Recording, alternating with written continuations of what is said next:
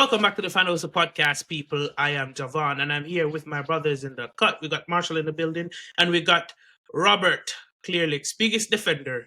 And today we're here to discuss everything that's going on in the Chelsea fan base. Today we're here to have a very serious discussion, as there's talks about a protest. People want Clear Lake out. Some people just want the sporting directors out. Some people want Todd Bowley to take over for sole ownership of the club, with a little bit of injection of Saudi money. So we're going to get into the discussion. We may even have a bit of discussion on that horrendous game against Brighton. And I don't think we recorded since the Brighton knockout because I was unavailable. So we'll have a lot to get into this episode. But let me introduce before we get started, please remember to like, share, comment, subscribe, and hit the notification bell to get notified for when I upload a new video. Now, let me introduce the boys in the building. Today we have Marshall from Casually FC. What's going on, bro?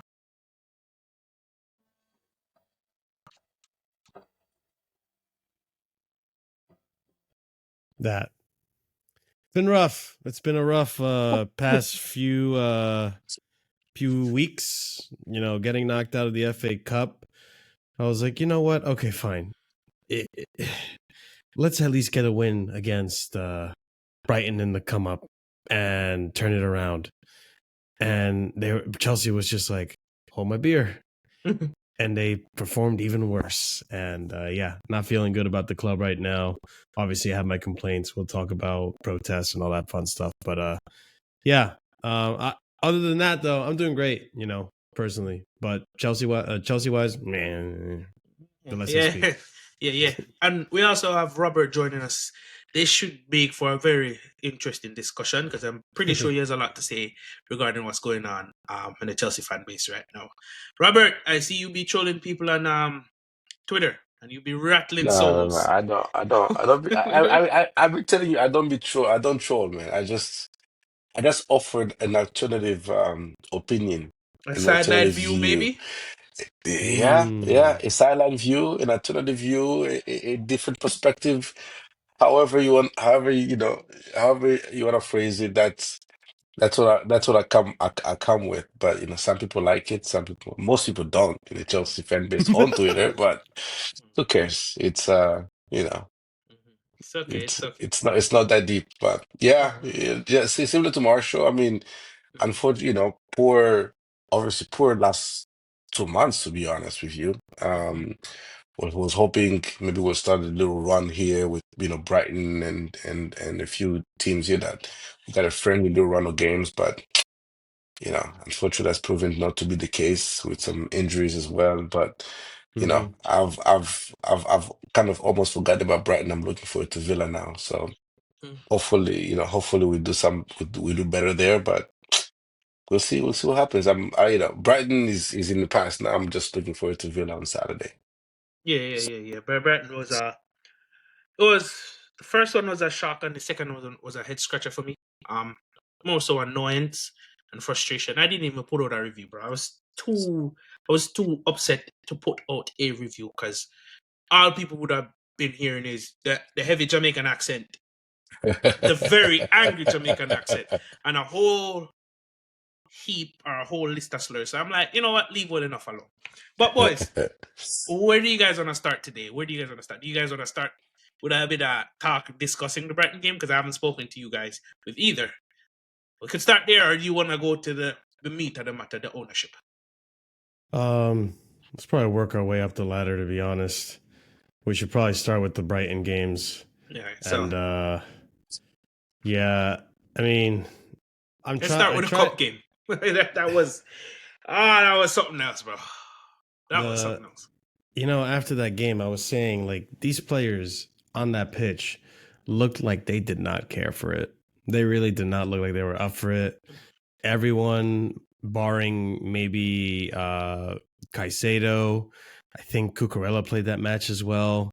Everyone barring those two looked like crap, absolute crap. And you can see the staunch difference with the attack when we don't have a Jackson, which, listen, us three, we already knew that. Okay, so there's no surprise to any of us what was going to happen when you don't have Jackson, right? But Chelsea fans are seeing it again, and it's like, well, you didn't learn the first time, you didn't learn the second time. I don't think you're going to learn the third time. You're just not going to. There's just a portion of Chelsea fans are just not going to accept the fact that Jackson is pretty crucial to what Maresca's building here, and just poor from the team that day. Obviously, the refereeing wasn't great either, but I'm not going to blame the refereeing. We should have done better than to have one shot on goal the whole entire time, and that shot being Verbruggen tossing the ball behind the net pretty much. Mm-hmm. So Yeah. it's just overall a pathetic game. I guess we'll stick to the FA Cup and then we'll work our way to the league match. But yeah, it's a disappointing match. Neto was put on a split by Lamptey. Jadon Sancho quiet that game. Just overall, just bad performances on the day, and it could have been so much better, but it is what it is. Robert, your thoughts? Yeah, man. I kind of echo Marshall's sentiment there. I think it's time that these players start taking some personal responsibilities for their own performance. Like there was no reason for Jadon Sancho not to beat I don't know, Veltman is what, almost 40? And he was he was on the yellow for most of that game. There's no reason for Jadon Sancho not to take him on 1v1. There was no reason for Neto and both Neto and Noni to Mhm. get pocketed by Lamptey. Like Tariq Unacceptable, bro. Lamptey, a right back playing left back. And he just locked both of you guys and left the pitch with the man of the match performance. And there was absolutely no reason. There's no reason why Nkunku couldn't outsprint Dunk or who was the Van Hecke, whatever they had as the backup center back. Like, and we know we're asking for Nkunku to be as pacey as Jackson, but come on, it's not like Brighton has some fast center backs, and that was, and and that, I don't want to get started on our center backs. They're just, you know, I've said my piece with a few of them, but We're gonna have to talk about them in the next match. yeah. And so it is the last two matches. You can say that, before that it was Moresca and the system, maybe the changes or whatever, the transfer window, some players, but it is time for some of these players to really look in the mirror because there's no tactics, there's no sporting direct, there's no transfer incoming that's gonna make you like you gotta have pride in your own performance and you gotta go out there and live it out and try your best. And it seems like they're just going out there and try to play safe. Don't want to get blamed for misplacing a pass. Don't want to be, like Sancho doesn't want to get, cooked for if he doesn't beat Vetman 1v1. So he'd rather just pass it back to Cucurella and Cucurella pass it back to Levi pass to Jorgensen back. And it just, like you see the difference when a winger takes on his man, like Savinho, for instance, like took on his man, hooked him, and all of a sudden, everything just opened up, and Mamouche finds himself space in the box. But our wingers, they just couldn't beat their man once at all. Like Neto got the best of Lamptey the first time. Like when a through ball the first time, and that's the only time he had the best of him. Noni came on Mhm. and nothing either from him. So I think players need to look at themselves in the mirror and take responsibility for their own performances and actually come the next game and decide that I'm gonna play up to my standards, not this rubbish performance that they've been putting on, especially in that cup game. Yeah, and I'm going to stick to the cup game first. For me, I echo Robert's sentiments extremely heavily with one word: accountability. You need to take Facts. accountability for those performances. Facts.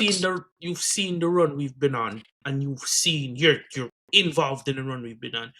You know that one important win can change the tide for the rest of the season. And I think that important win was that FA Cup tie. Because if we had racked up and beaten Brighton convincingly in that FA Cup tie, the whole narrative changes. The whole feeling of the squad changes. Right? And to see that level of performance in a one-off knockout cup game is 100% unequivocally unacceptable. Hmm. I don't want to hear anything. It's unacceptable. No excuses. Whether it's from the manager, whether it's from the player on the pitch, sporting directors cannot get on the pitch to play football. So I'm sticking to that. Yes, it's a broader issue, and we'll get to that in the latter of the episodes. But we're talking about on the pitch. Their mentality, because it's not like we said the boys ran themselves into the ground and was just unlucky. It's not like we played to our technical ability level and we bopped them off the pitch, but the goalkeeper was Neuer plus Buffon plus Keylor Navas in their on their prime. You get what I'm trying to say? So Mm. it is 110% unacceptable. Some of the plays that I've seen, unacceptable. And someone I'm also going to single out as well, Karen Drewsby Hall. The reason why I'm singling out you haven't played as much games as the other players in the team this season, but when you come in, we could have even lost. But I would have loved to see you put out more effort than the rest of the squad. Don't sync with the squad because this is your opportunity. You know that Enzo Fernandez is lackluster because he's been playing more minutes than and not having a good rest period in between Yeah. the games. Why can't you step in and say, you know what, people wrote me off. People say I'm a useless signing because I'm one of those people.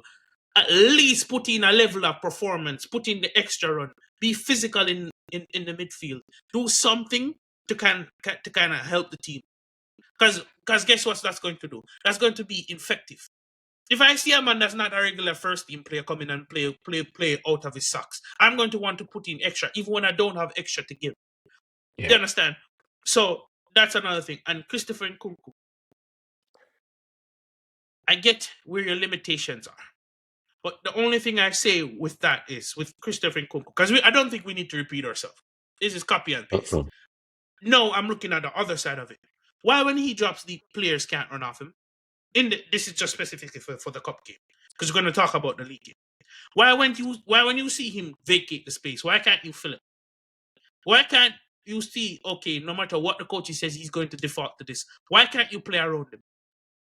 So there's question marks around the other players in the team when it comes on to Christopher Nkunku. Because we've ripped him a new one, we've dressed him down, we've said this, that, and the third, and we've all collectively been disappointed. But if that's your only option, everybody else gotta help him out. Perfect example, Roberto Firmino. He sacrificed goals to help out the other two. Do you get what I'm saying? You kind of have to sacrifice yourself for that. Now, moving on, and we'll see how much. The last thing I said regarding that was unacceptable, and that was more important than the conference league. So for you to get knocked out of that is embarrassing. Moving on to the league game. That league game was horrendous, atrocious, abysmal, horrible, horrific, disgusting. Bro, that was. And I'm glad I didn't do a match review, if I'm being honest, because it would have brought a lot of shame to my channel. I was angry. I was outraged. I was seething. Yes, I have a lot more in my vocabulary, but I'm gonna stop there. It is no, bro. I'm being serious. And you know what upsets me the most? It's just the lack of fight, bro. Yep. You can lose a game. You can lose. You can have multiple games on a losing run. You can lose multiple games on this run. But to lose a game like that after you played these fools last week, you can't even call them fools because they beat us twice after you played this club last week. And I did see a change in the first 15 minutes, right? And that change came from the introduction of Noni Madueke and Christopher Nkunku going over to that right-hand side because they developed a mini partnership. Because Noni picked up, okay, if he's going to drop deep, let me run off of him. The first couple of chances we created came down the right-hand side because the interchangeability of the two. And I'm like, okay, we're cooking. We're playing better. But the minute Madueke goes down, it's like Neto comes on and Neto replicate what he was doing because Lamptey was getting cooked. He didn't know when to step in and when to step out. The cutback was on for Cole Palmer with the late run. Right? And for me, I was mind-boggled as to why I felt like, again, we found the solution, but we couldn't exploit the solution. We found the hole, we found the weakness in Brighton, but we couldn't exploit it. You know what? take a break. Marshall, let me get your thoughts. Let me get your thoughts because I'm getting angry again. I mean, it's gonna happen going back to these games, right? Like it's there's these two games in back to back are just infuriating because of what happened in both of them, and the league one, you nailed it on the head. It was it was the worst game I've seen Chelsea play this season, and this is another game where I look at Maresca and I'm thinking, okay, the first game in the FA Cup, maybe the players weren't up for it. Whatever. This one, bro, now I'm looking at you. Yeah. And I'm asking questions about your stubbornness, really. Mm. And the reason I say that is because you said it. I think all of us can agree. The first 20 minutes, we looked like we were up for it. We looked like we were going to create a chance. We had them on toast. We had them on the ropes. We were applying a lot of pressure. And as soon as Nani gets off the pitch injured, we resort to the FA Cup tactic, where we keep Neto on the right and we keep Jadon Sancho on the left. And we did that up until, the 60th minute? Maybe the 57th minute? I don't remember exactly. But we persisted with that. We wasted time. We persisted with that. We went 1-0 down. We persisted with that. 2-0 down. We persisted with that. Maresca, you saw a whole FA Cup tie where that didn't work. Mm-hmm. You saw a whole FA Cup tie where Lamptey had him and Malo Gusto on the ropes. Why are you insisting with that? This is where, I think back to all the times that Javon said, switch the wingers. You could have switched Jadon Sancho to the right to see if that would have worked, and Neto to the left. It would have worked, because guess what? When Tariq George came on, the ball retention and the close control cooked the life out of Lamptey. And this man came on for 2 minutes. Yeah, Tariq George literally came on and showed Neto how to cook Tariq Lamptey. Because I'm not going to... Listen, I think Tariq Lamptey is a decent player. He's not better than Neto. He's not better than Jadon Sancho. He's not better than... He's not one of the best left backs in the league. He's just average at best, right? There's no reason why he should be locking up our wingers in that area. So it's on Maresca too. Bro, you see it's not working. Switch it up. Mm-hmm. And there's no plan B. Yeah. And when you see two archetypes on that right wing getting the best of them, mm-hmm. I understand you're putting it over there for your pace, but you realize the chemistry is not there. Why don't you switch Jadon Sancho? Because if you have Jadon Sancho and Nkunku that needs the ball to feed, Lamptey doesn't know how to mark them. Even if they double up, they don't know how to mark them because they have good close control. So if you step in, they're going to flick it past you and they get behind, or it's going to generate a foul each and every time. And this is where I get frustrated too with the tactics, right? Because I feel like in the first FA Cup tie, we saw that there was opportunities when our attackers were making runs in between the lines and there was a ball over the top and we just stopped doing it. And the same thing was there to be taken advantage of in the league game and we still didn't do it. And I'm looking at Maresca funny again. I'm just thinking listen, we can speak on Cole Palmer and how bad he's been recently, but in that game, in that league match, I saw him making the runs. Mm-hmm. I saw him coming back and receiving the ball. He actually was trying. And, that's why I didn't lambaste it on Palmer for that game, because I saw him doing everything that Nkunku should have been doing as well. Mm-hmm. He was doing Nkunku's work for him. And I think you can see he's visually frustrated with what he's seeing on the pitch with Nkunku. Mm-hmm. It's bro, why are you putting me up with this guy? He's not giving me any service. He's not making the runs I want him to make. He's not doing anything. Mm-hmm. So it's just it's one of those things that, Maresca, and you guys might disagree on this, but sometimes if this system you're playing isn't working, sometimes you got to resort to the bare basics. Yep, of basic football. The fundamentals. I agree. If you got to play 4-4-2 for a few games to get through, fine. If you need to play low block football, so be it, man. This is the same thing I criticized Pochettino for last season. So it's just this is just the frustrating stuff that I've been seeing. And, we'll talk about directors and the owners too. Just before you, Robert, I wholeheartedly agree. Marshall, because we're not asking you to completely pack your system up and throw it away. We're asking you to make a tactical change. Yeah, I'm not asking you to reinvent the wheel, based bro. on the injuries we're having and based off what we're lacking. Just make a change now, just to Exactly. get a bit of winning run going, and then you go back to the system once the players are more confident. Stop trying to be Pep. You're Maresca. Do your thing, man. Like Yeah. it's frustrating, Robert. Yeah, Robert, let us let you go. Yeah, man. I think this one again. I will go back to just it is a player thing. Like Moresca had to put Cole Palmer in the first nine because Nkunku just can't be bothered to do much in the first nine position, I and said he's repeat the dropping job one deep, more time, and he's Robert. not, he's dropping deep, but he can't be as creative Yeah. as Cole Palmer is.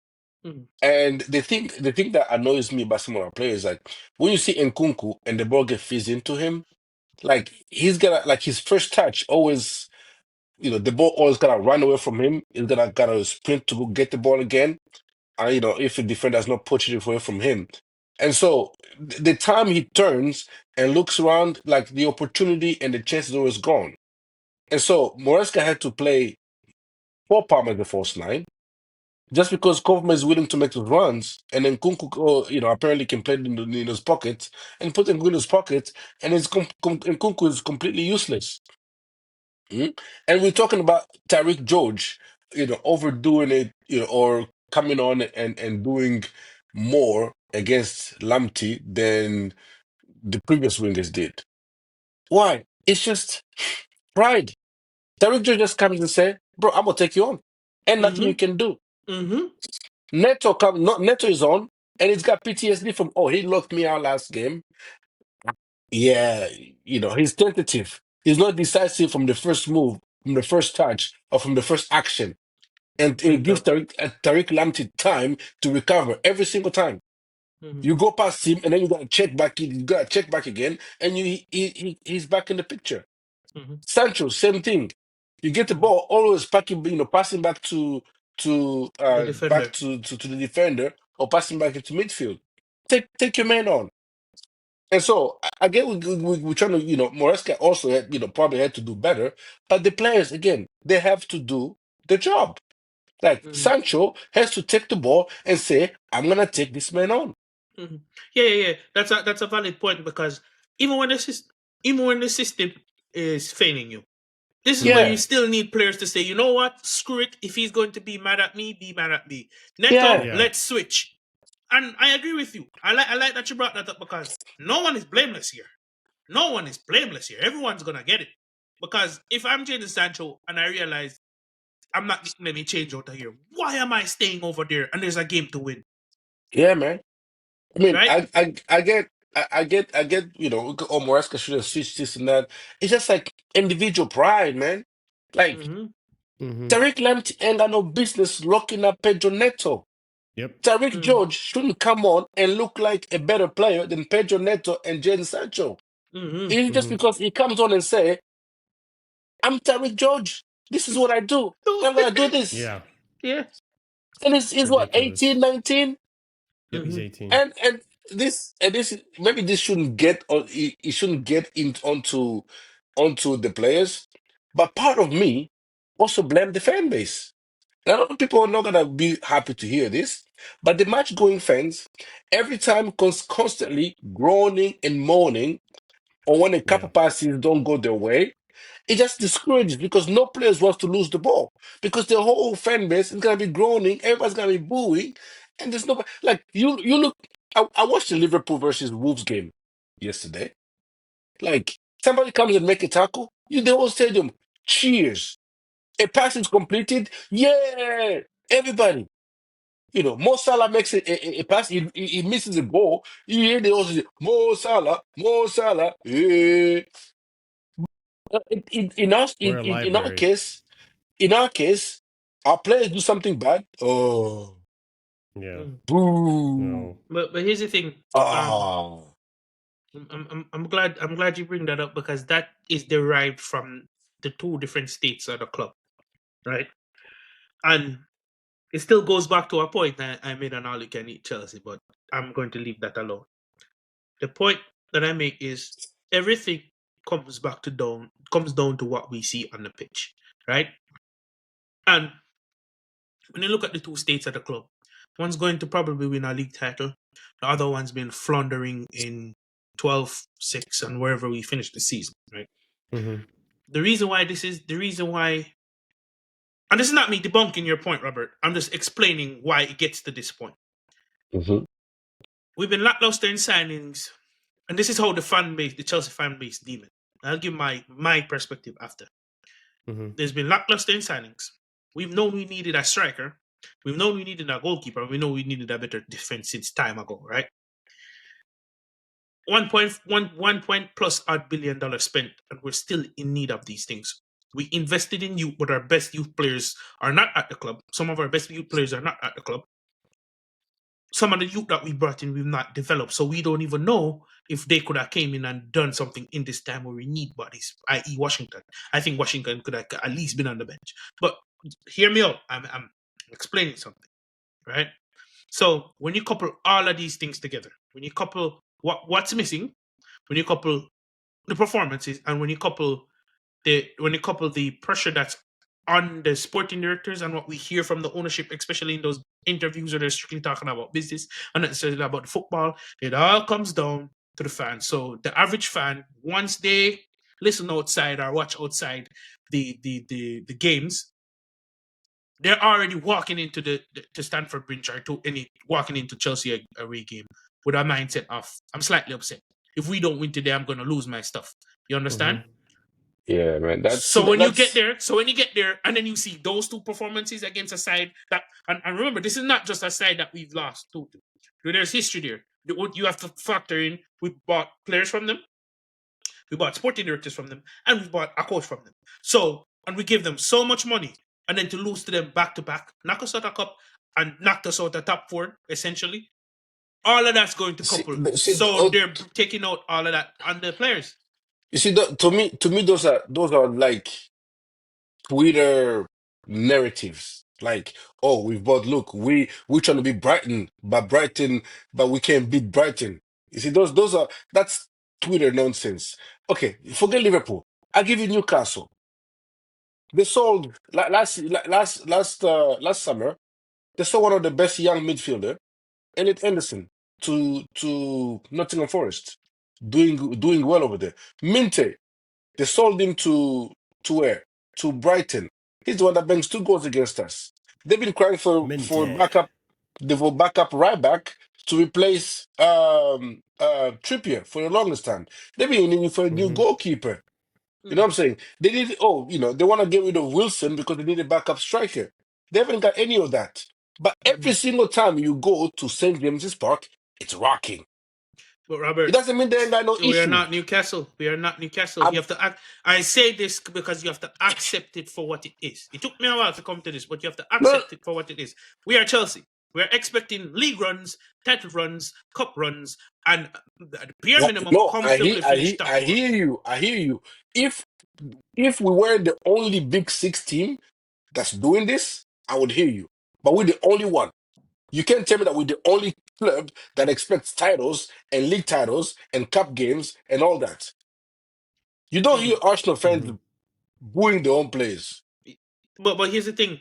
Again, I, I will repeat this, and I will explain it differently this time. We are not Arsenal, bro. When I say you have to accept it for what it is, you have to accept that this is the Chelsea fan base. I mean, Some of our players are good players, and we still hate them. And there's an expectation because when you even when you want to compare Arsenal, Arsenal has been competing for a title for the last 3 years, and there's clear path and development. With us, and I think one of the things that feed into this is also the bunch of briefs. All yeah. of the briefs that goes into it. The, people don't want to hear that. 90% of the briefs have to do either with transfer or some business model. Mm-hmm. If the briefs were, oh, Chelsea are monitoring Rodrigo Goes from Real Madrid and they look to put in an offer, we won't be like this. The briefs that comes out are nonsensical. Does the briefs that comes out and the things that we're interested in does not help the club at all. And 90% they're just talk. There's no materialistic thing to it. There's Mm-hmm. nothing that's going to be brought to fruition.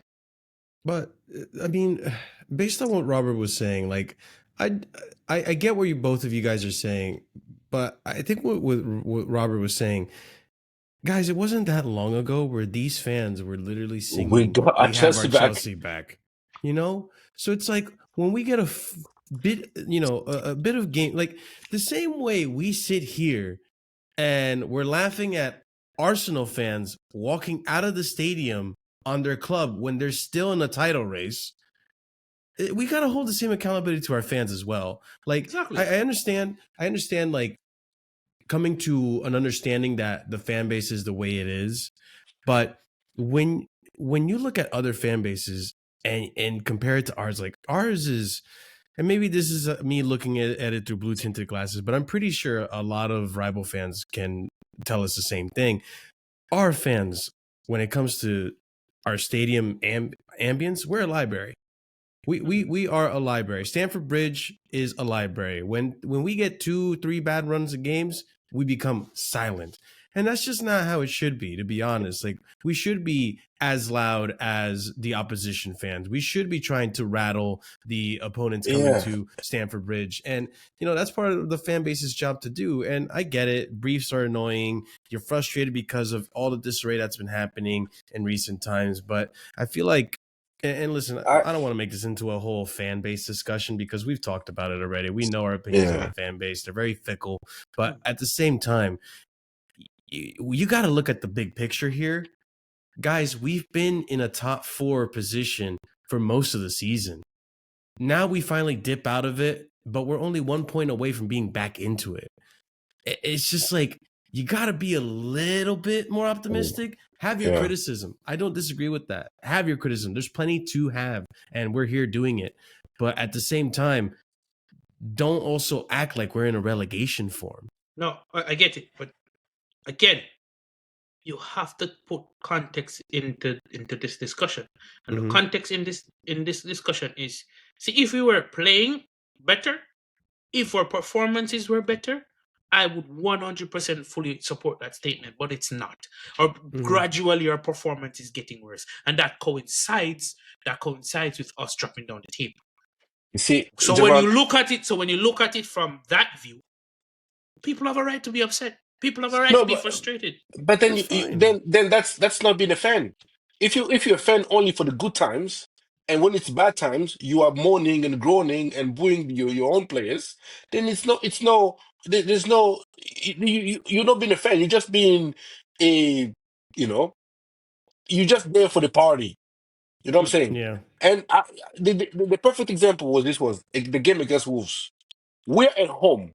We are leading 1-0. Yet the Wolves away fans are louder than Yeah. us at Stamford Bridge. The Mm-hmm. Wolves, they just sacked the manager. They just had the players fighting at the end of the previous 2 games. Yeremina calling to be sold to Saudi. And all of this, they come to Stamford Bridge and they're louder than us. You can't tell me they don't have their own issues, that they're not unhappy with their own club, but they come to our ground. They are losing, yet they are louder than us at our ground. What sense does that make? What excuse can you make to No, say, "Oh no, you guys, oh I'm not. the same is Listen, these were no, not there no. excuses. shouldn't be. I get These it. were We I these should get be these it. were not excuses. as fans, as match going fans, we should be able to say, you know what? When the player's energy level drops a little bit, he hears the fans' encouragement and he picks it up once again. But to us, if a player gets fatigued, he's gone. It's not like when you go to Anfield, you go to St. James's Park, and if somebody presses, you hear the whole crowd start cheering and start Mm-hmm. championing, and it gives you more energy to go and to go and to go and to Mm-hmm. go. And But Javon, at the same, we don't do that. So we want our players to generate the auto motivate. They should, mm-hmm. but sometimes they need the fans to jolt them up a little bit and Yeah, to that carry extra them man. I along get the what you're line. saying. I Mm-hmm. get what you're saying. That And extra man. and and with that point, like, and I know Javon, you're just stating a different perspective and trying to be understanding. I get it, right?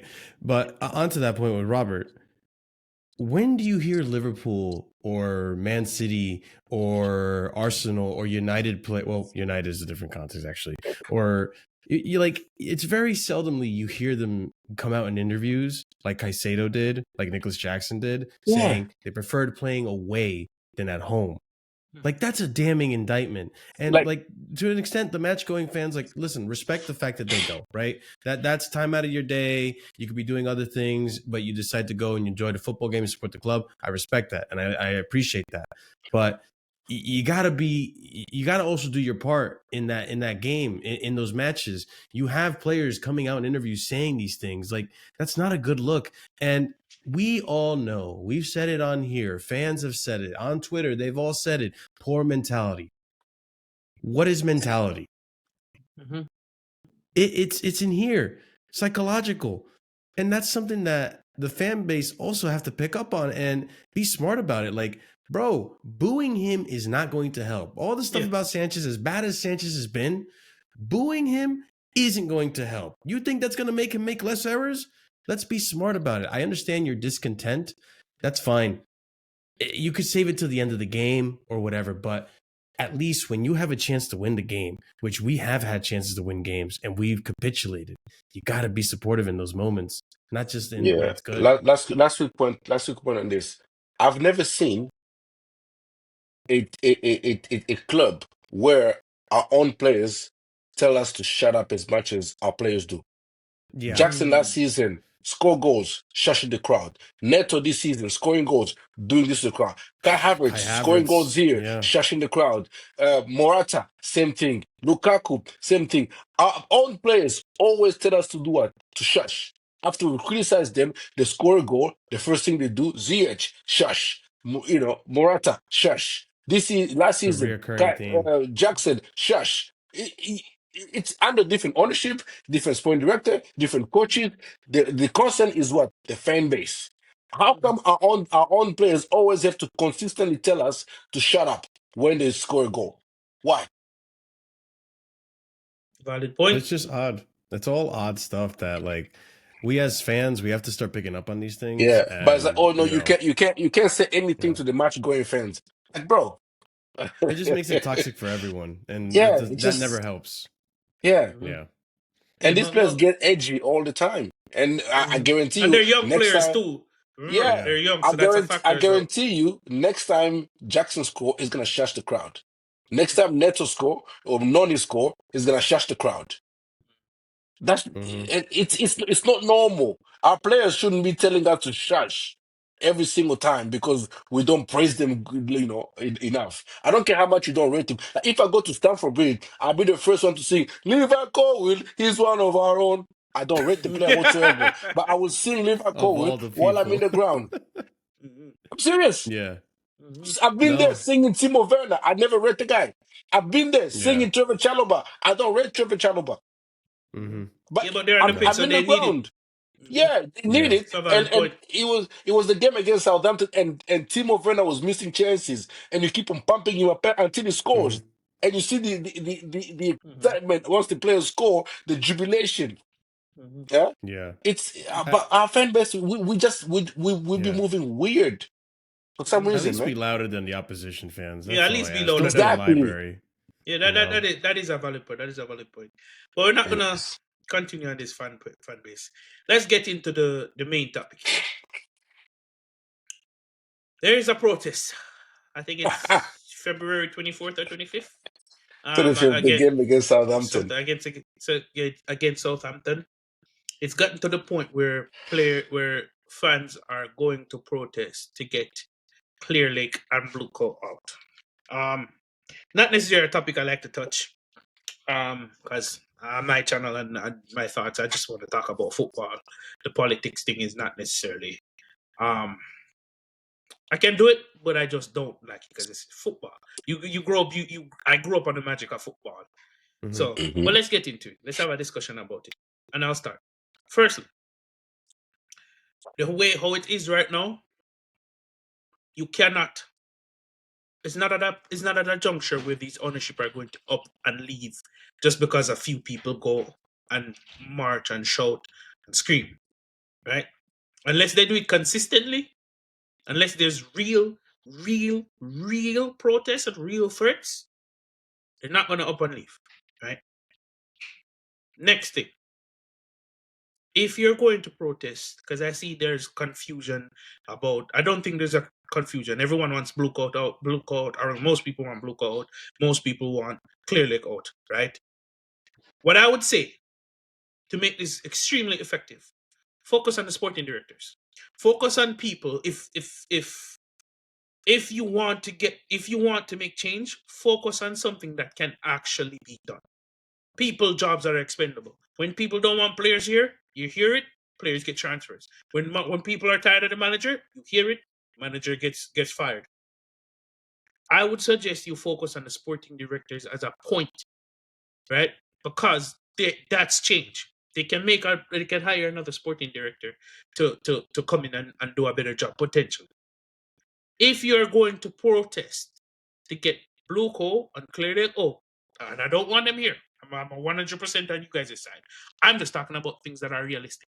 If you want to get them out, the protest cannot be a one-off. Because we've seen it with the Cronkies. We've seen it with not FSG. What's Manchester United? Blazers. The Glazers. It was so bad to a point a few years ago where the Glazers said, you know what? Let's step away from the football side and bring in Ineos for the football side. They're still there. So, and for those people that are saying, okay, maybe Bowley can take over. I would love if Bowley take over because he showed intent in the first window. He just needed a proper sporting director. Maybe that's a solution. But then Bowley would still need investment because he doesn't have enough money to buy the club himself. So, to sum up my thoughts, I don't want blue collar Clear Lake here. I'm right there with you guys because I'm just tired of the foolishness. But if you're going to do this, you have my full support, but focus on the sporting directors because that's a plausible change. That's a change that can make like that once pressure is there, and that's less of a hard fight. If you are going to go for the hard fight, you have to do it consistently. You have to hit them where it hurts.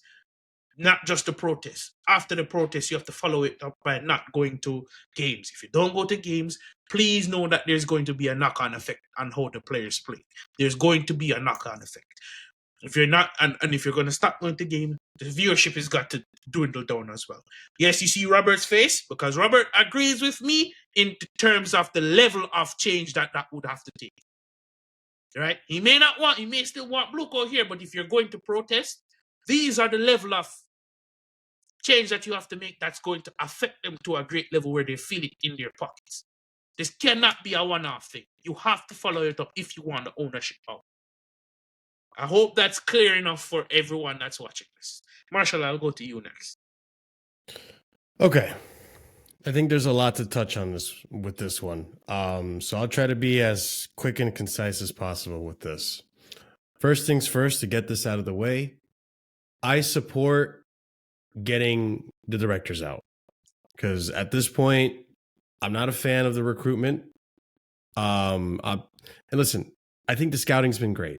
I think we have some very talented players, but there isn't, as far as I'm aware, anything stopping you from planning the long term, which I think we all agree in the long term. It looks like we have a good team coming up in the future, but there's nothing really stopping you from also getting some things done in the short term that could supplement results and help Maresca, right? Yeah. Kind of carry us to the future. Help us out, bolster the squad just a little bit. It didn't need to be much. And I think both of us can agree. It didn't need to be much. In the January transfer window, we were asking for a center back, a midfielder, or some of us were asking for a striker, a winger. Robert, we talked about this. I wasn't asking for much, but there's positions that we could have bolstered that there were solutions out there, right? Now, as far as getting the directors out, fine, I'm for it. I mean, it hasn't been looking too good in terms of the recruitment and how we're going forward. And on top of it, we're probably the only club, as far as I'm aware of, that has 2. Most places have 1. So there's that factor as well. Now, in terms of the protest, no matter what happens, how much discontent you may have, Bluco, Egbali, Win Stanley, Hansborg Weiss, and the other fella, I can't remember his name, they're here to stay. I don't know where this notion is coming from that, surely they can sell. No, they can't. They can sell amongst themselves, but they are contractually bound to this club until 2032. It is confirmed by actual sources that are reliable. Okay? People say, oh, surely there must be. No. Stop huffing on the hopium and be realistic. Let's talk in this world what is actually factual, what we actually know, not assumptions and tinfoil hat theories that we have. So they cannot sell. So for me personally, and probably for Robert, probably for Javon, I see no point in constantly whining, complaining, and crying about the ownership. Because as far as I'm aware, unfortunately, we are just stuck with them. And I even say unfortunately lightly, because this is another factor. People aren't happy with Blueco for, I think, pretty reasonable factors out there. I understand why.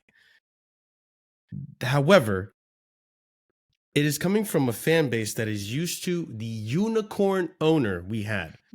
Unicorn owner. Tell me another owner in football that is like Roman Abramovich, and you cannot say Man City.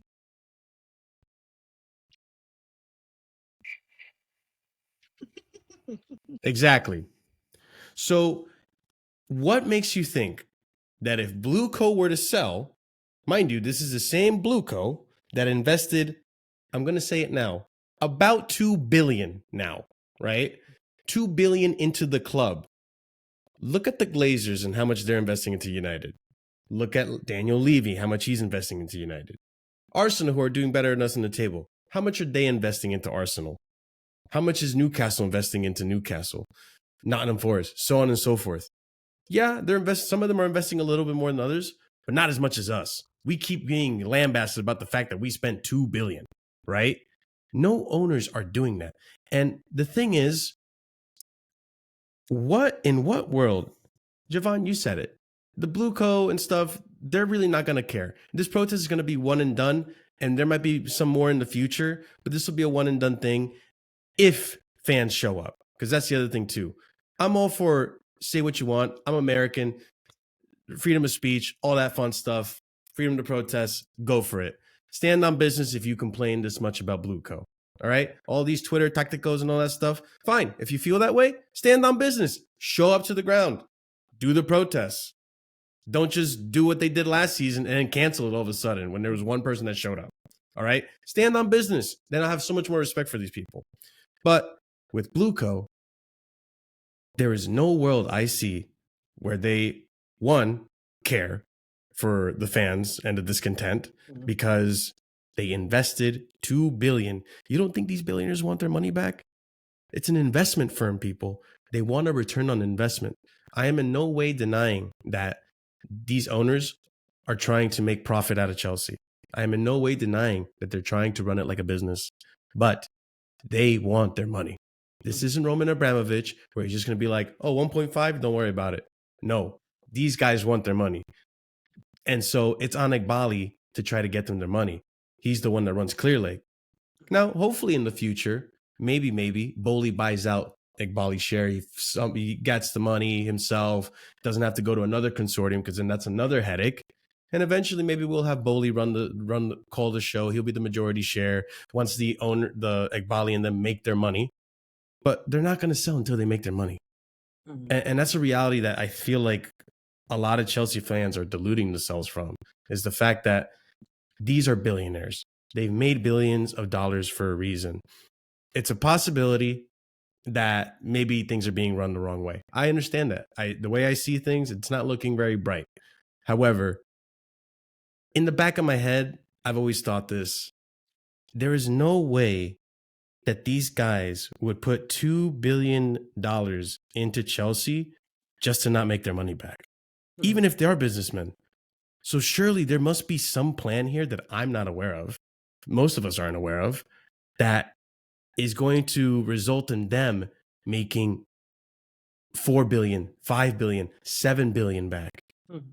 And I think there's a lot of guys out there too that think, okay, let's just say they can't sell. What makes you think? Because the sanctions on Roman was dropped, right? What makes you think the UK government is going to want to sell to Roman again?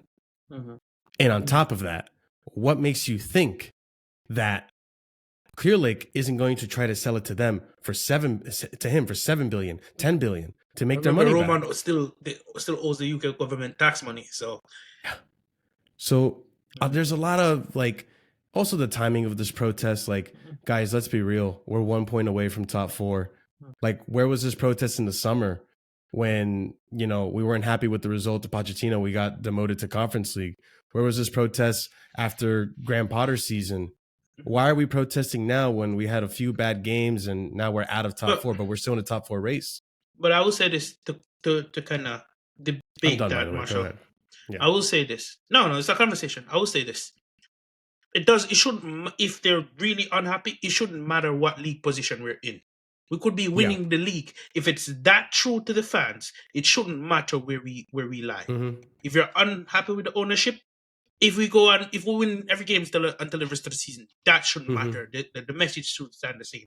So if you're saying these fans or a couple of these people will completely change their tune if everything starts going well, then they were just a bunch of noise for no reason.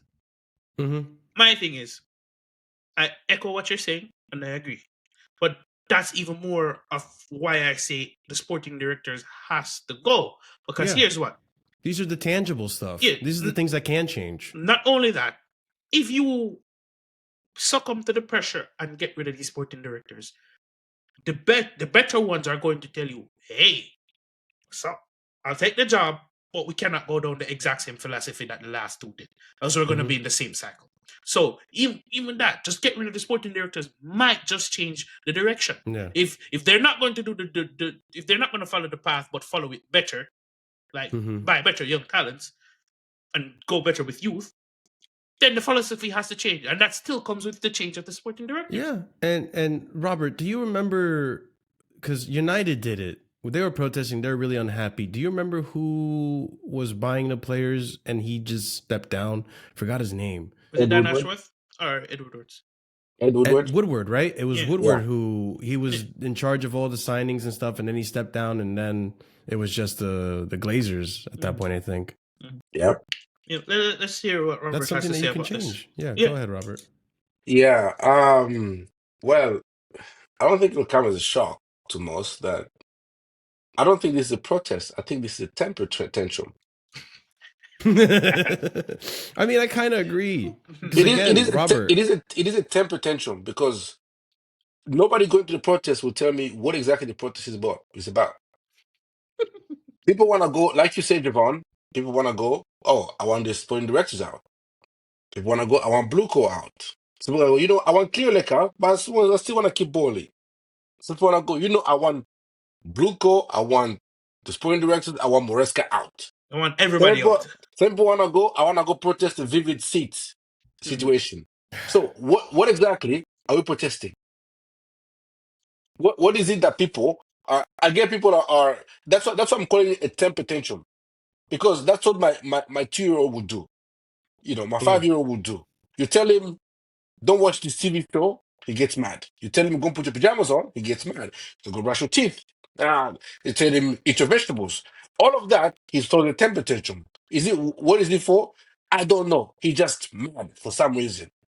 This is what this fan base has been. And I guarantee you, if we beat Villa, 50% of those planning to attend the thing will not attend it. If we beat Villa, now if we lose against Villa, then people get motivated. But if let's say we go to Villa and we win 3-1, I guarantee you, 50% of those planning to attend right now will not make it.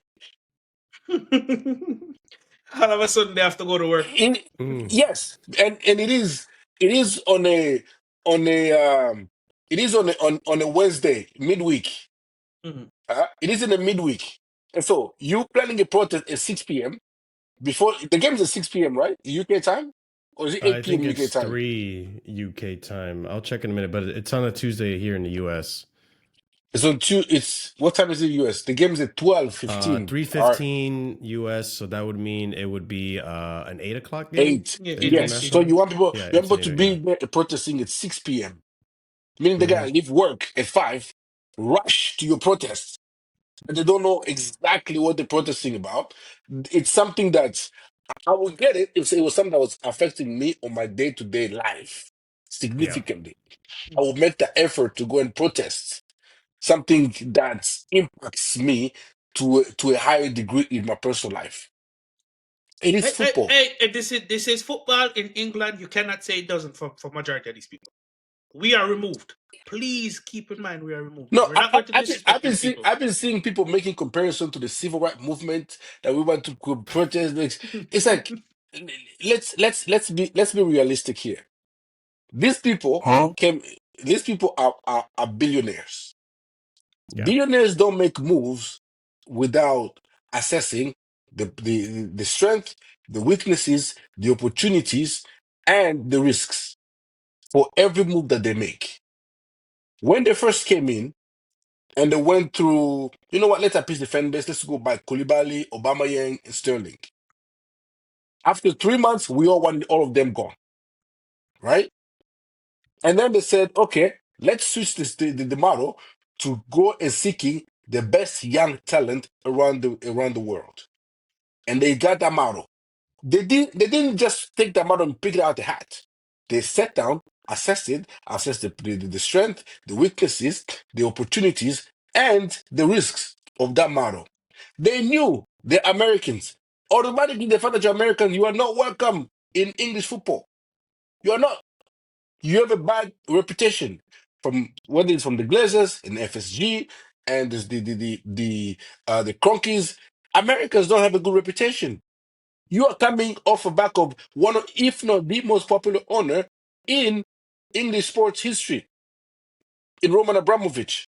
You are following that as an American. They understood when we hit a rough patch, fans are going to be extremely unhappy. You think if they remove these two sporting directors, for instance, as you suggested, Javon, that the ones they're gonna bring on, they're gonna change the model for them, or they're gonna be the ones they're gonna bring on to just continue the same model? No, the reason why I made that suggestion it's because whoever is coming has to point to the failure of the last two. So something has to change. It may not be a drastic change into we're gonna go young, we're gonna start by old people now. I don't mean it like that. But certain things would have to change to bring any improvement. Or else why are we appointing new people if we're just going to continue No, the but it exact will same? be appointing new people mainly because they can negotiate a deal better. But the wage structure is not gonna change. The model Mhm. of going after young players is not gonna change.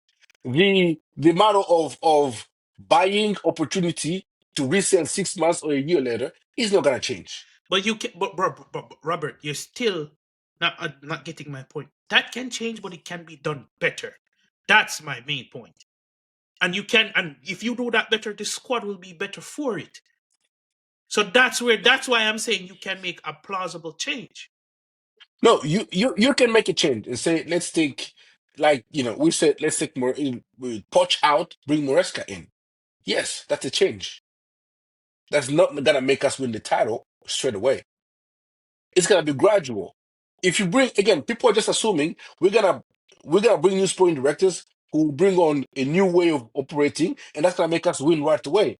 That It will, model that if you bring in the would right sporting directors, it will improve it because the sporting directors are responsible for the squad building because you hired a head coach, not a okay, manager. all right, That's the fair. difference. No, all right, fair. Let's assume that's true. How long do you think it's gonna take that new model to win? If we bring in a sporting director that understands that I have to work with my head coach to bring in the type of attributes he needs for his squad, and we are already quote unquote top four, as you positives like people like to say, it shouldn't take that long for us to be competing for titles. The first step would be to get the squad to the level where the coach is comfortable with every player in his squad to try and go on a proper cup run. And then you can start seeing positives from there and therefore. It's not You that difficult, bro. No, I would argue that if you change the model, it will take you longer to reach the goal of winning than if you stay at the model that you already are currently in. Not if the model is Because I believe foolishness. I believe with this model, we're gonna win the league in 2 to 3 years. Because I think people are just demanding experience. But But it's but not but we're, just but we're talking about two different things then, because you can still stick with the model, but buy better people for the model, Robert. What are you talking about? What are we talking about? Bro, it's like this. I need to go to work, right? I have the money. I can buy a Ferrari or I can buy a Volkswagen Jetta. No, okay, you gotta get better people than what? The Cole Palmer, Casedo, Enzo, Yeah. Cucurella? Yes. Okay. Can't we get better people than Noni? Neto? Jackson? No, we, Can we get a we player? Can we get better players than that? What are we talking about? no, we absolutely can get those. And And I who's believe responsible for those no, for we purchasing these people? Esteban is coming, right? Kendrick Paris is coming, Andrew Santos is coming, right? Okay, Those all are of these people are coming. What do we still need when these people get here, Robert? A striker. no. No. Hold on, Robert. All right. What else do we still need, Marshall? We need center Goalkeeper. backs. And what else do we still need? Okay, and who's been responsible over the course of these 2.5 years, 2 years to that know we had these issues prior to get us these? The current sporting directors. So if No, we bring in a competent sporting directors, stick to the same model as you will, but bring in those what we've missed in at a good quality, we will be competing hands down. And that is no. not even an Javon, estimation, that's a fact. Javon. Did we bring Koulibaly here or not? Was he not a experienced high level center back? Yes. Okay. What? How would that end up? That okay.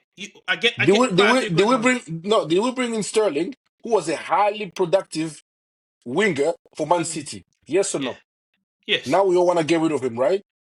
Okay. We brought So in Obama Yang, who we all know had been worked with Tuchel and was a good striker in the Premier League cool. and Okay. had just had a good Stick a pin season right there. at Barcelona. No. I'm not done yet. We brought in Nkunku, right? Experience, young but experienced from the Bundesliga. Was the Bundesliga top scorer the season the season Two when we bought seasons, him? back-to-back season. Yes. Yeah, back season. Experience, right? Mm. And what do we now? Which one of those do we want to stay skip at Chelsea now? Okay, and I'll answer your question because I'm going to debunk that as well. Koulibaly, cool. One of the best defenders at Italy at the time when he came here, clearly on a decline. Same thing with Raheem No, no, Sterling. no, no, no, Raheem no, no, Sterling. no, no, no, no, Let me no, no, no, finish. no, no. Let me finish. Raheem Sterling was on the decline before he came here, and I was one of the person that saying we shouldn't have gotten Raheem Sterling. Raheem Sterling was done, or else Pep wouldn't have sold him. So now, no one in the comment section can tell me otherwise, right? Third. Tuchel brought in Nkunku to play in his system. Not Nkunku. Aubameyang to play in his system. He got sacked before December. So don't even come here with that. And on top of that, we brought in Nkunku without building the squad properly around him. No, Right? no, no, And no, no. Nkunku does not the big No. rhetoric, the big rhetoric around Nkunku's time here, he's never had a position here. He went down due to injury. And even if you want to use the injury thing, why in God's name would you build a squad around an injury-prone player? We knew he was We injury-prone we from didn't from we from didn't from we the didn't start. build a squad around him. We brought him in to be one of the key pieces, right? Then why He when got no, I said Nkunku doesn't have a position here, you're going to rebuttal me? Because there's no no, excuse for Nkunku. because he doesn't. Palmer came and stole his position, and Kekuku refused to go and fight for it. We only bought Palmer because Nkunku got injured, which still goes back to my point. You cannot build a squad around an injury-prone player. So what you're saying is debunked. My point is no. And the overall point with that, right? That happened under Todd Bowley without sporting directors, bad man. So now my point is, and I'll say it as clear as possible. If you want to stick to the same model, cool. Your job now is to find a sporting director that can build a better squad than the other two has done. We've given them time. We've given them 1.5 billion freaking dollars, and they wasted it. If they spent $300 million and we had the squad, cool. I just $300 million and replace the whole squad. It's See, $1.5 billion dollars. this narrative of 1.5, You 1.5, still have. Let 1.5. me finish this. We spent $1.5 billion on foolishness. Understand? If we spend $1.5 billion on quality and it's not working out, I will hear it. We spent $1.5 billion on stuff that's not making the first team competing. That's the issue. So this is what let me use your kids as an example, right? Let's say you have two kids. You have one that's older and more mature, and you have one that's a bit younger and naive.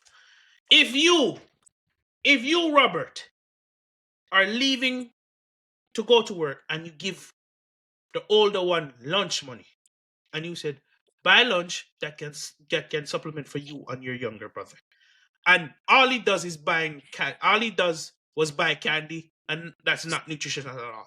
Didn't he spend that money on foolishness? That's not what we did though. We didn't just buy candy. What What? are you talking?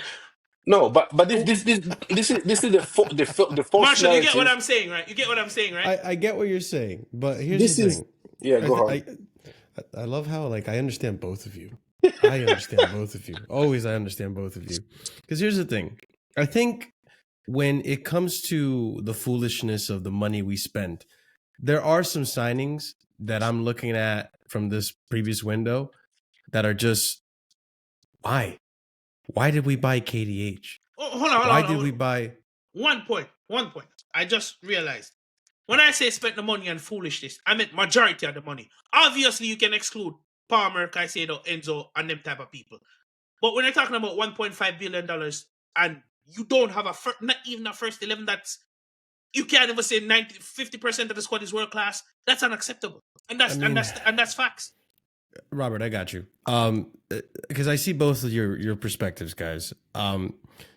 There is money that we spent when I'm looking very, very questionably at, like, what was the point of João Felix? What was the point of this player, that player, right? And, you know, at the same token, though, when you look at the 1.5 billion, I'm not going to sit here and say that spending 105 on Enzo Caicedo was foolish, or Enzo was foolishness. I'm not going to sit here and say 115 on Caicedo was foolishness. I mean, listen, at the end of the day, like, they should have been cheaper, and that's another criticism I have on the directors, that the negotiation skills are poor, right? But garbage. I'm not going to sit here and say that Jackson is nonsense. I know he's going to be a good striker one day. I'm not going to sit here and say Cole Palmer is nonsense. That's 80 with both of them, right? I'm not going to sit here and say Neto is nonsense. That's 60. So we're looking at, it's racking up. It's racking up. I'm not going to sit here and say that. Who else? Okay. Gusto. You got my If you're point. going to go for the people that are actually successful, that's not majority of where the money is spent. Washington, you look at Fofana, Fofana, Kellyman, all of those youngsters that we clearly another one. Those are other ones that don't make sense, bro. That's the nonsense. All of that stacks up, and all I'm saying is that is going to be looked at more than the people that worked out. So because those people that worked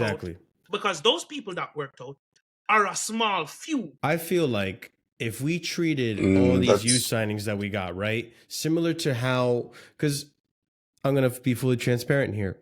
When Cassidy came into the club and I saw what he was doing with Italy, I was hyped up.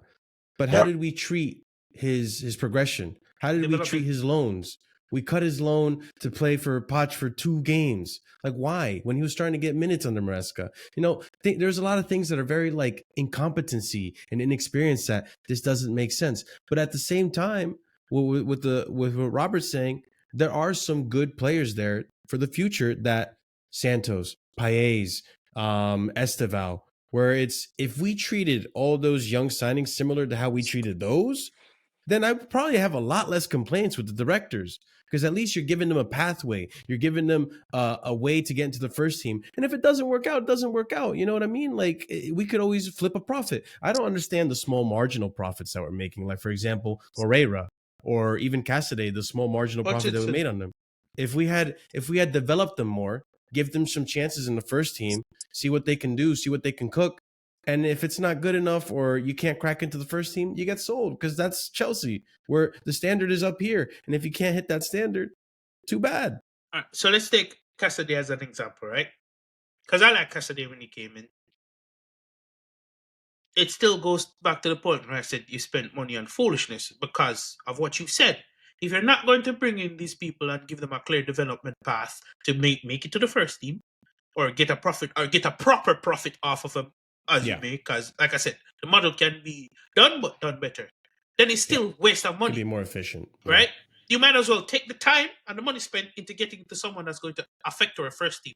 And on top of that, I have no problem with you doing that, but focus on the first team first, because once you prioritize the first team, it makes everything else on the side flow a lot better. Because get what? You're winning games. Your points clear. You can do this. You can integrate some of those people. You can integrate. You know what? You play here and there. Take them out. You can. Things look a lot better. You Before you are go, Robert. overestimating. You are over. Yeah, go on. No, I was just gonna say, like, for example, this is a broad example, right? Like, we knew going into this window or going into the season, we needed a striker. The negotiation skills were so poor on the director's half that they dropped the ball on Osimhen. But Osimhen isn't the only one that could play that striker. We also had Samu that you saw we were linked with. Duran, like, why wouldn't these deals get gotten done? Whether we like them or not. There's things that were part of the plan. Because at the same time, like, I get what Robert's also saying too. There's Chelsea fans out there that says, why didn't we go and get Erling Haaland? Why didn't we go and get Chouameni and all these like unrealistic signings? Let's go get proven signings. Like, bro, come on. Like, because that's also what Robert was saying too. We got Koulibaly, we got the Sterlings and all that stuff. Listen, Got I'm Lukaku. not saying get the best of the best either. I'm just saying get something, because you need something for that. I don't care who it is, to be honest, because I see that they do have a talent for an eye for talent. You know they have an eye for talent, but we got to get the talent, not just talk about it. Like, I don't want to window shop. That's what we did in January. We window shopped, and it's like, oh man, like, yeah, we could probably get the better deal in the summer, but this is stuff that should have been done before already. My point. So I agree. I think last summer was an interesting summer where we found Yeah. ourselves in a kind of a predicament. Okay, we wanted a striker, but also I think most of the fan base agree that Jackson needed another season to see what it would be, right? Yeah. And so we okay, Javon, you can see and say no, but I'm talking about the majority of what the fan base opinion in the summer was Jackson deserved another season for 14 non-penalty goals. We know, it's not nothing, but let's Yeah. see what if we can improve onto the season. We Yeah. weren't looking for somebody necessarily. It was either compete with Jackson or somebody that can come Jackson. We weren't gonna bring somebody that can clearly eclipse Jackson. On a centre back standpoint, we had Levi Colwill, who was playing left back last season. We had Fofana, who had been injured. So we couldn't just go and say, you know what, left back, centre backs, and forget what we okay, let's see what we have in Yeah, Colwill as I left hear and centre that point. back. Let's see I what hear we that. have in Fofana as centre back. Now we know both of them as centre backs, they're not Chelsea quality. Okay, we understand that now. Now we know Jackson, some as he is in everything else, his finishing is not up to par. So we're gonna bring somebody who offers what Jackson offers, including the good finishing, which is why we're going in after Liam Delap, who he offers the pressing, the ball carrying, all the things that Jackson offers with good finishing, good ball striking. We went into Duran. We said, if not, up here, the brother is not there. Well, where is he playing now? He's in Saudi, Un right? poco loco. Un poco loco. Yes, now he's in Saudi. Well, you can say what you want. He's a great player, whatever, but it just Yeah. proves to you that, they were probably right to skip on the red. Samu had a hot streak at the beginning of the season. He's going to drop. Okay? So, Osimhen, high wages, or whatever the case may be, cool. But I think we are forgetting the context that we had last summer, right? We had to see what we had in some of our players So before we made a decision to go and say, let's invest all of this. Let's go and pay 75 million in Osimhen's release clause, because then he's gonna come and say, I'm gonna be the starting striker, which is at that time we said it's unfair to Jackson. And we would agree to that. you guys said that. I hear it on the centre back, but I do not hear this point on the striker and the goalkeeper, because we've seen what Robert Sanchez was last season. And the minute Mariska came in and said he was going to be the number one, there was red flags over that. The reason why I didn't hear it with Jackson is because we've had a striker problem at this football club since Diego Costa left. So I wasn't hearing that from anybody. I was fighting people on that. I said Jackson was good enough to be a backup, but at the very least, you need someone that can compete with this man because we've had this problem. Even when Did Jackson we? came into the club, we were saying like, surely we're gonna get him. He's like a backup, or we'll get someone else too. Like we still need another striker. Were we complaining about Nkunku playing striker because we didn't know that he was gonna throw these tantrums, but we're saying, if this is a good finisher, right? And where Jackson lacks, Nkunku will get in those positions and he will finish. Unfortunately, Nkunku does not offer what Jackson offers up at the striker position. So now we know Nkunku can play striker, as we thought. Jackson improvement is not as accelerated as we thought it was gonna be. So now we know what position we're in, and we can invest with a sound mind rather than just going and throwing money nilly without having a clear position on where you're going. And that's what people are missing. They just want quick fix, quick fix, quick fix, quick fix, without actually having a context on what we're going to.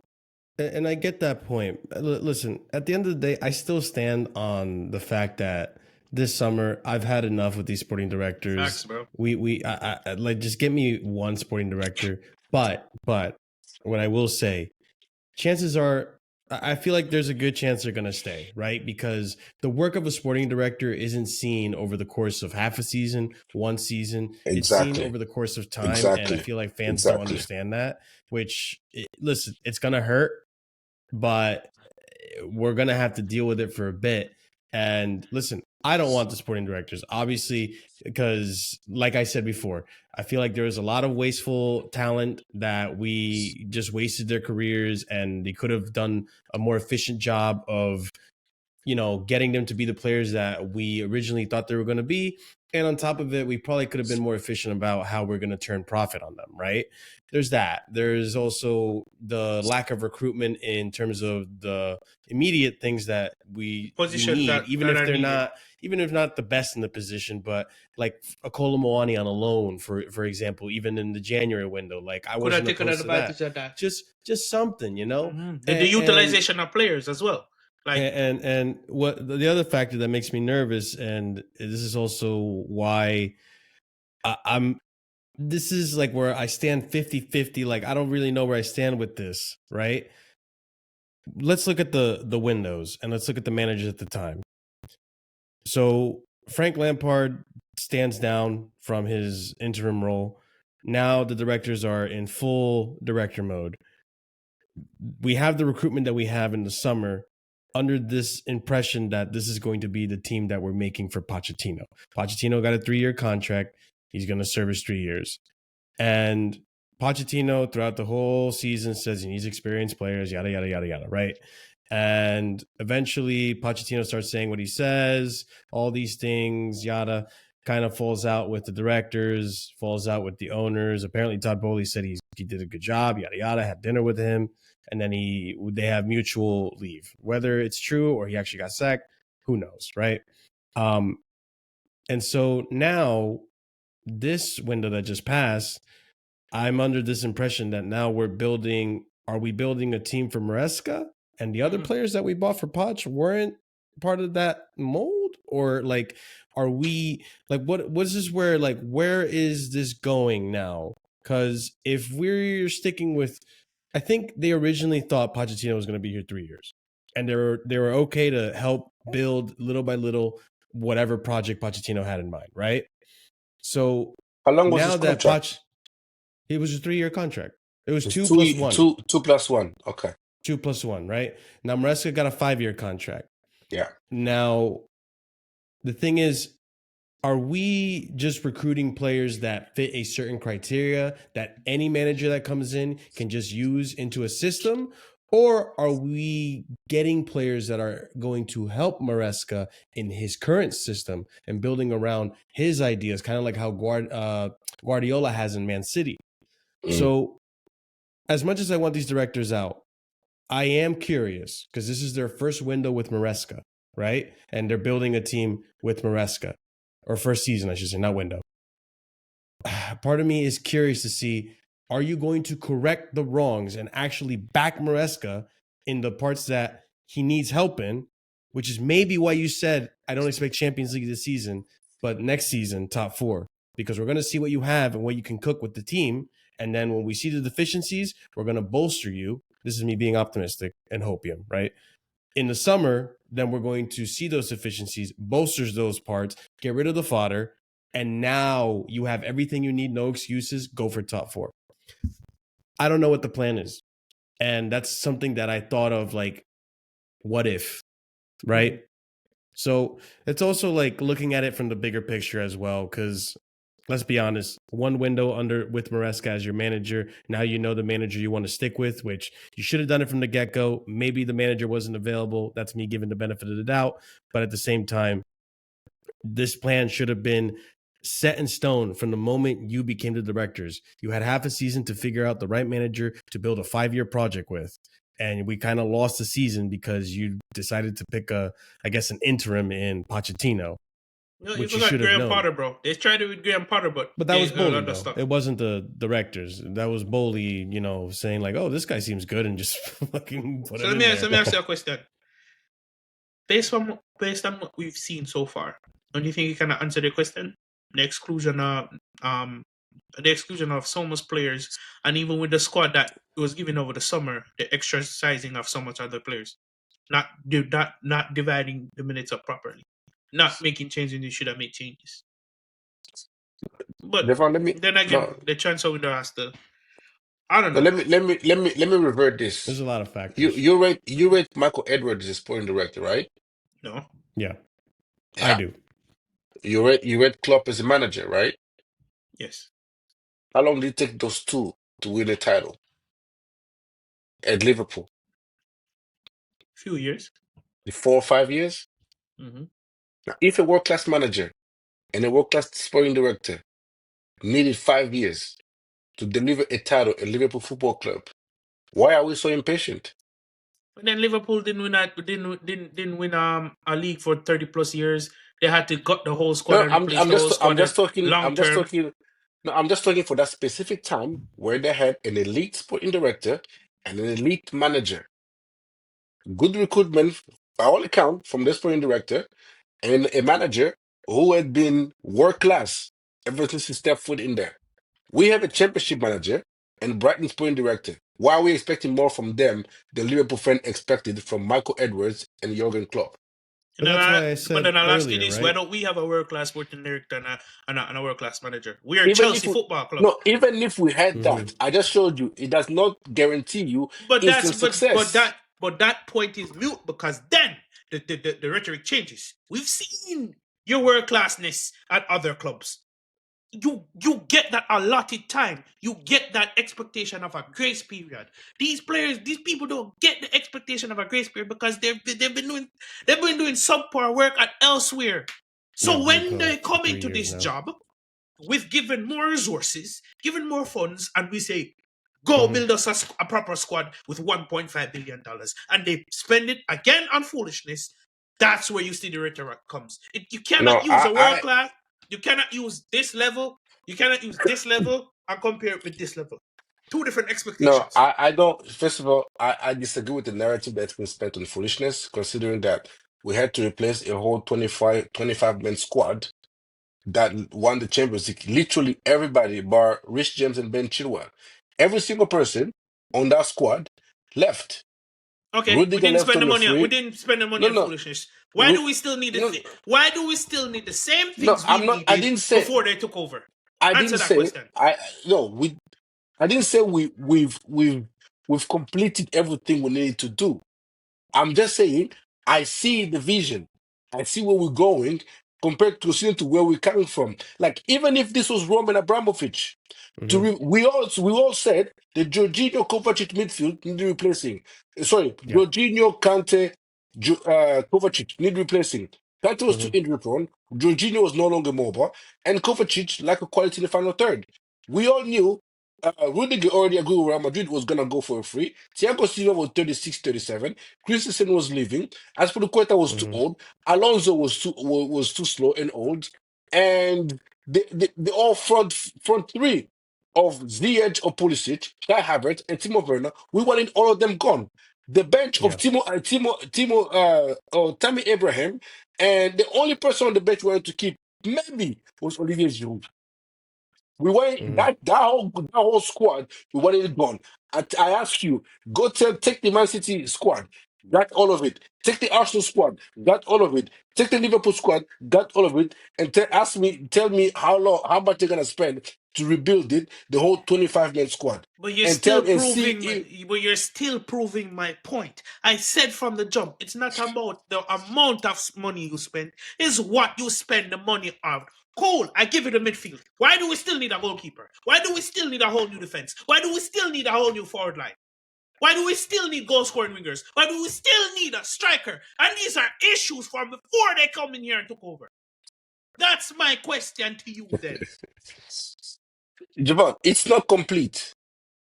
It is not complete. What we're doing is not. We have the midfield is set. Our wingers more or less are set. Unless we need a left winger because now Mudryk is suspended, right? Our left back and right back are sorted. Center back we already bought Fafana. We couldn't just dismiss it. That was the Rudiger replacement. Colwill was from the academy. We couldn't just get rid of him. We had to see what we had in Colwill. That's why we haven't If bought Cole is anybody of quality. if Cole is from the academy, you can still buy a defender that's in front of him that he could have learned from. But There's this, no way. There is no way. I'm building a squad. And I'm seeing someone that's coming through the academy of 19, 20 years old, and I'm relying on you to be the leader of my defense for a club that should be competing for a league title, but, for a club that should be competing at the highest level of football. Stop the nonsense, Robert. Mhm. Because stop it. You, It's you hold on. no, stop didn't it. you have to see what you had first? Like now we It know. doesn't matter if you have to see what you had first. The inexperience was always going to be a factor. Mhm. So But you this is still where needed. Listen, Let me let Marshall go. no, but this is where 3 points for Marshall because I see both your points of view again. Like I'm here to mend the bridges, baby. See, the thing is, like, I, I think in terms of how we went about gutting the squad and getting rid of the manager and all that stuff from day one, sacking Tuchel was a big mistake. Whatever, you don't like him, whatever.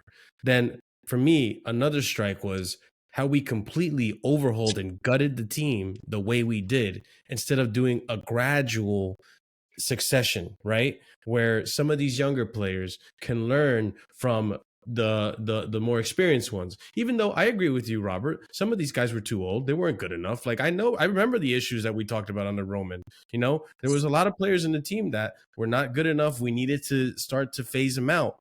But that's the thing. Phase them out. We almost completely ripped the band-aid off. And now we're in this situation where like there's a lot of instability, right? But at the same time, I go again to what Robert said. The fruits of this isn't going to be seen in one season, 2 seasons. And especially going back to what I said, right? If you planned the squad so that any manager can come in and use these players because they're versatile enough, then cool. We'll probably see the fruits of that labor next season. If you recruited for Pochettino and then said Pochettino wasn't the guy, and then you recruited for Maresca and you think Maresca's this guy, which I'm probably thinking Maresca's staying here next season, by the way, because Yeah. we're still in terms of progress from 12-6 to we're in a top 4 race, that the table is your bread and butter. There is progress being made, right? Definitely. And we're going in the right direction, even though right now it's looking a little shaky. Mhm. If you built the team or you recruited for Maresca, then I'm not going to see the fruits of that labor for another 2 seasons. And we wasted time last season. And this is where I get back at the directors. I don't like the wasting of time. I don't like the inefficiencies. Like, I know no one's going to be perfect, right? We are going to have some dud signings and all that stuff, even if it was under Michael Edwards, right? I get that. But at the same time, minimize those errors, minimize those deficiencies. And let's be smarter about how we do business. Let's be smarter about how we recruit. Let's be smarter about how we build the team. Mhm. You know, I do think that the directors we have, they have an eye for talent. I do believe they have an eye for talent. But in terms of negotiating, we need to improve or hire someone that can negotiate better. In terms of building the team, bring someone in that can have more cohesiveness with the head coach, or more cohesiveness between Win Stanley and Lawrence Stewart, because right now it feels like one guy is thinking one thing, one guy is thinking another thing, and we're forgetting the fact that we need a striker, we need a goalkeeper, we need all this, something that can hold us off until the ones that we invested in, because again, investment, not immediate gains, investment. I think the ones that we invested in are going to come good, but they're not ready yet. And again, you guys are using this term investment very loosely when it comes on to humans and tangible product. If you're going to invest in youth, to develop youth at this level, they still need stability, and 90% of the time they need someone in front of them to learn off of. So stability is a key word. So all of that thing you said to me just now, one perfect example that we could have used was the same Levi Colwill. Had Levi Colwill had a Thiago Silva that has more years ahead of him, could have learned. No. I know you don't rate him, but I agree with Javon. Yeah, but especially after that last game. After that last, definitely don't rate him. But this is just an example. This is a simple example, right? Jackson had a better striker, maybe a Diego Costa in front of him, could have learned, right? Maybe even a Drew could have learned. Look at how Christian's in development with us had or better centre backs in front of him. Learned, went off to Barcelona. Whatever he does at Barcelona is not us because you're not Barcelona. But you get what I'm trying to say? You need stability. Investment on actual humans is not the same as investment on technology or finances or whatnot, because it's so imperfect. You get what I'm saying? It's not predictable. You cannot predict There's a lot of intangibles. Behavior. You cannot predict adaptation. You cannot predict how these players are going to adapt to pressure. You cannot predict certain things. No one predicted Cole Palmer was going to be what he was going to be. It's a chance that paid off, but look at how much chances that didn't pay off. And it's almost to the point where, like, because of the stability aspect of it, it was. I can't believe I'm saying this. It would have almost have been better, especially knowing the information we have now and the targets and all that. It would have almost have been better if Pochettino had stayed. And we're going to wrap up right there before Lewis suddenly spawns. And I will give you this. I believe that the hiring of of Pochettino was a mistake by the sporting director. And I believe that it is because they had listened too much to the fan base. Because we were linked to Xabi Alonso, we were linked to Vincent Company, we were linked to all these young managers, and the fan base, and the fan base was going in uproar. And so they said, let's bring somebody who at least is good with the young players and has Premier League experience. So they brought in Pochettino, but I believe they should have stuck to their guns and brought in the manager, and they were going the route of a young progressive manager that they wanted to go with from the beginning. I believe that has set us back more. All right, that has set us so back even you more agree they believe. cannot negotiate and they don't listen. No. Right here, because they're on another time. They listen to the fan base too much. They should not listen to the fan base. That's how we wrap it up. Listen to sensible fan base. I'm not going to tell someone to leave their job. But no, before we leave, I have one question. One question. Assuming we win the Conference League this season, means absolutely nothing. Okay, yeah, okay. Let's say we win the Conference League this season. Next season, would you rather be in the Champions League and get knocked out in round of 16, or be in Europa and win it? It's depending on the squad we have. No. It's simple. It's simple question. What would be a better achievement? It cannot be that simple. For these players, winning Conference League this season, what would be a better for this player development? Winning the Europa League next season, or being in the Champions League and get knocked out in the round of 16? If I'm being honest, but you just agreed with me, because I said it's depending on the squad we have. If you're talking this current squad, I'm gonna go with Europa League. Yeah, we're not gonna sell all our players. I don't. The rhetoric changes if next season we bring in top class talents in the missing positions we have. No, let's assume we bring in two center back, Hoysen and let's say Murillo, for instance. We're bringing a striker, let's say Liam Delap. We bring in a left winger, a goal scoring left winger. Let's say, I don't know, you know, people know Gittins. Say Gittins. Gittins, okay, or Okay. Barcola for let's say Barcola, who Okay. everyone's gonna Okay. want to Okay. please. Let's say we bring in Barcola, we bring in Delap, we bring in Andrew Santos is here, Esteva is here. Pius is here. We have Hoysen as a center back and Murillo as center back. Would you rather win the Europa League or be in the Champions League and get knocked out in the round of 16? Well, for me, what you just listed is a young squad. Huh. I'm It's a tough tempted. I'm question. tempted. I'm tempted to lean towards Europa League only because winning a competition like that would bring so much experience and so much confidence Mm-hmm. to those players. You get what I'm Mm-hmm. saying? But Mm-hmm. then we could also look at it another side. They need Champions League experience. No, no, no, no, no, no, I'm going to answer your question. Mm-hmm. I would go with Europa League only because when they get to Champions League, it's more of a positive, if that makes sense. So I would Mm-hmm. want to win the Europa League because when they go into the Champions League, they'd be more confident and hopefully the squad would improve over time. Okay, Because Marshall. I don't want to be in Champions League just to compete and then get absolutely embarrassed. No. It's a tough question, Robert. Um, my my my reasoning is going to be really dumb. Um, I'm going for Champions League. I miss watching football on Tuesdays and Mondays. No, That's the no, only reason. what's best for you. I said, what do you think it's better No, for no, the but I'm For the going to players say squad. what's best for for the me. squad? Yeah. No, What's answer best for No, me for specifically best answer for for the the this. squad. squad.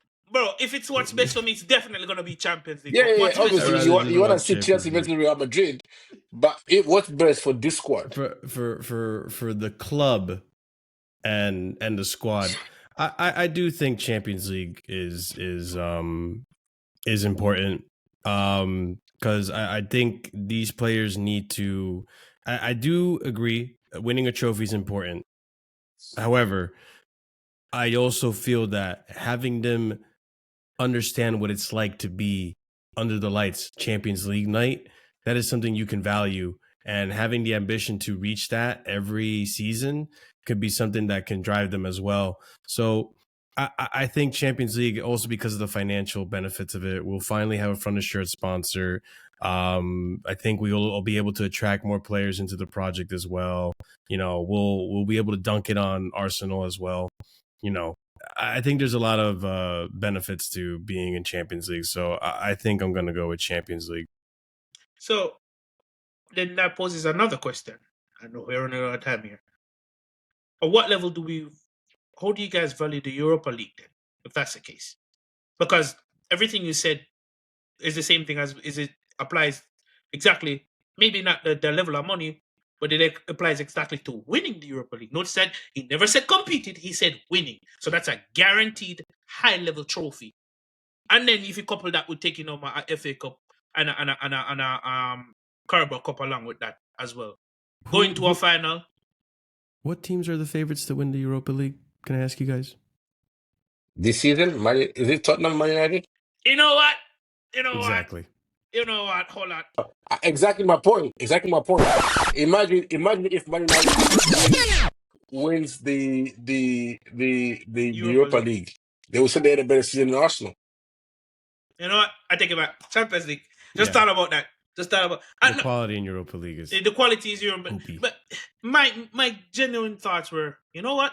Get these people a European trophy. They need a trophy. You I know, agree. you get what I'm saying? But then, if we win the Conference League, because people don't really That could put do that much something. value on the Conference League, so I'm thinking maybe the Europa League because it's a nice mid-tier European trophy, just one level below the Europa League. Maybe this will kick them on to go and do greatness.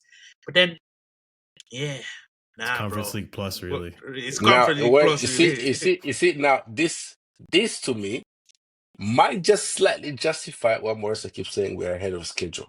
The club never asked me to get top four. I'm just putting it out there. It might be that we win Conference League, next year you win Europa League, and then you go into Champions League with players feeling a little bit confident that they can actually win that, and not just be there and get knocked out in round of 16. Because the player will be, we won the Conference League, we won the Europa. Why can we do in the Champions League as well? Why can we win the Champions League as well? Club Cup. Yeah, but the level out, but what's No, but throwing me off? It's not about the level. It's the conviction that they will go into the competition. Yeah, with. no, and that's why I initially said Europa League, but then when Marshall brings up the level of Champions Opposition, League, yeah. the level of opposition, you could get knocked out in the Champions League this year and then go on to win it the next year because you still gain experience from that. That's why I'm thinking about it that way. But we don't have time. It's already an hour 40. We have to wrap. We have to wrap. Yeah. Thank Fantastic you, guys. show. We made up for the last week of not having a show. I'm not having a show, for real, for real. Yeah. Thank you guys for joining us on the Final Whistle podcast. Please, again, remember to like, share, comment, subscribe, hit the notification bell, comment. Let people know some madness Roberta chat. Let people know some madness Marshall chat. Let them know some madness Miata. They don't know what thing said when the king said. They see me. But Marshall, let them know where they can find you. Casually FC on YouTube and Twitter. We stream at least twice a week. We do a live show, usually every Sunday. I am going to be going away for the weekend, so I'll be watching the match, but I will not have a review. Hey, listen, I need a vacation from all the work I'm doing and all the BS on Twitter. Yeah, we'll be back next week for actually I got a stream Thursday, so tomorrow by the time this drops. With Miz, the Chelsea Hour. So I gotta start planning what questions I have to ask him because we're gonna get to the nitty gritty and we're gonna make sure we ask. He's a popular man right now. I will be there. I will be there. Yeah, it'll be a fun one. It'll be a fun one for sure. But yeah, that's what's up. I'll be comment, Marshall, you fraud. Sorry, Robert, let the people know where they can. Yeah, no, man, I'm on Twitter. Just I'm there to pick people's brains and to give people an alternative point Rattle of some view, souls. and to see and to keep people on their toes a little bit to make sure that nobody is slacking on their duty as a fan of this club. Why do I feel like he's targeting someone? I feel like I'm not targeting anybody, but I'm just saying that if you out there on Twitter and you talking foolishness, I mean, if you somebody that interact with, I'll be like, hey, what's going on? Chat to me. Matisse knows that. Matisse knows that very well.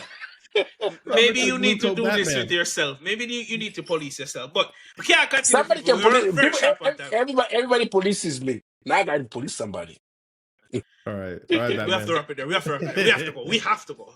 Peace. Bless up.